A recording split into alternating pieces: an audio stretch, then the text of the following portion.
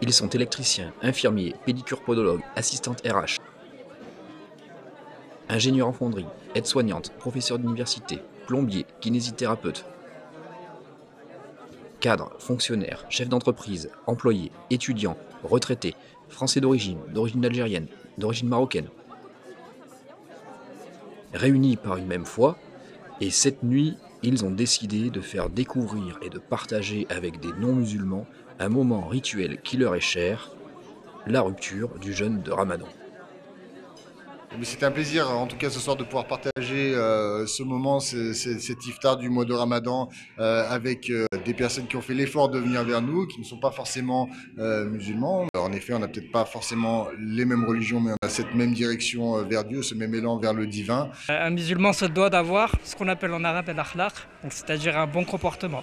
C'est des belles valeurs, servir son prochain, aider l'autre, prendre soin de la nature, prendre soin de la terre aussi également. Prendre soin de soi aussi, et envers toutes les créatures.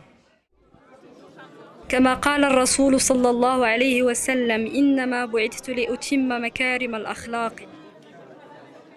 حي على الصلاة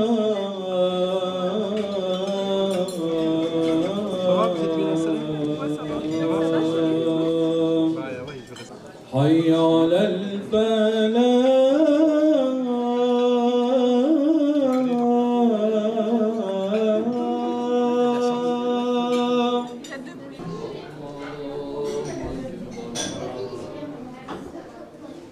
La rupture du jeûne, c'est un moment de joie pour toute la communauté musulmane et c'est un moment qui est souvent caché puisqu'il se déroule dans le cercle familial.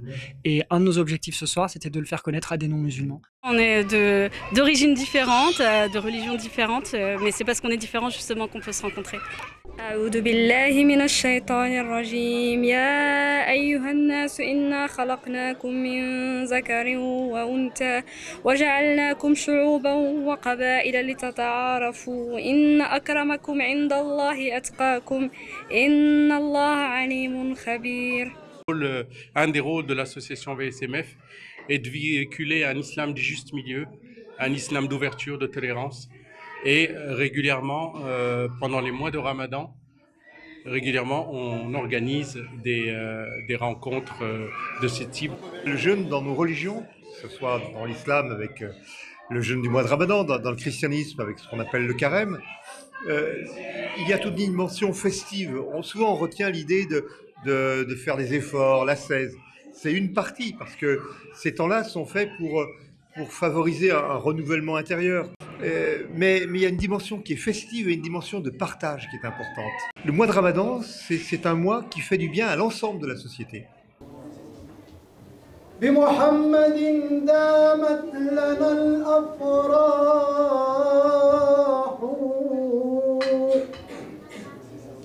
وقلوبنا.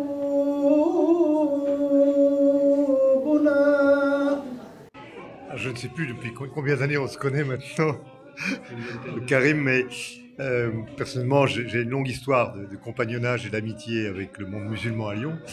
Et j'ai participé à je ne sais combien d'iftar depuis tant et tant d'années. Aussi loin que mes souvenirs remontent, je pense que la première fois que j'ai rencontré le père Christian Delorme, c'était à l'occasion d'un anniversaire, d'une commémoration sur l'histoire de Martin Luther King. Il avait écrit un livre à cette époque-là. Il m'a dédicacé justement ce livre. Et donc on a gardé le lien depuis ce temps-là, mais je pense que ça doit faire au moins une quinzaine ou une vingtaine d'années, je pense. Sans doute, oui. Ouais.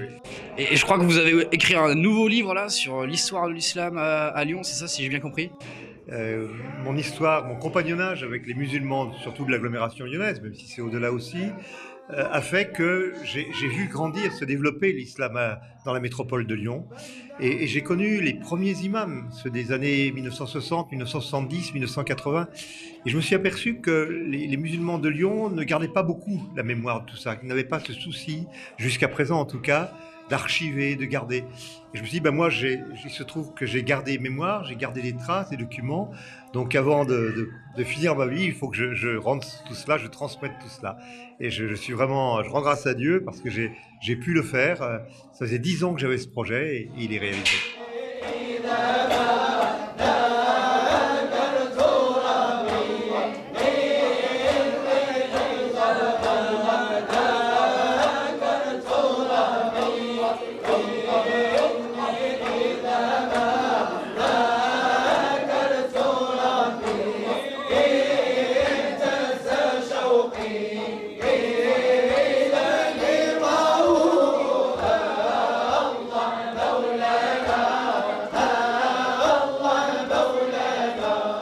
ce qui est premier, on ne va pas parler théologie en premier.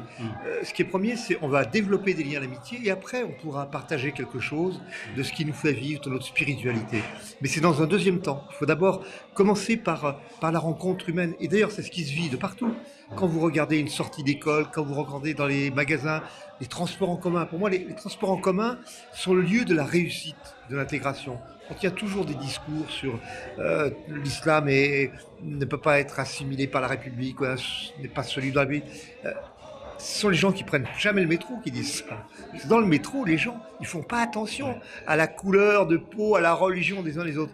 Ils sont assis, ils sont fatigués quand ils ont travaillé, ou le matin ils partent au travail, ou ils ont leurs enfants. Voilà, c'est le lieu de la véritable humanité.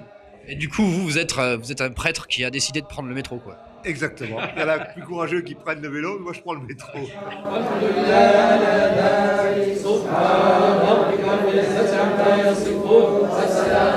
العالمين.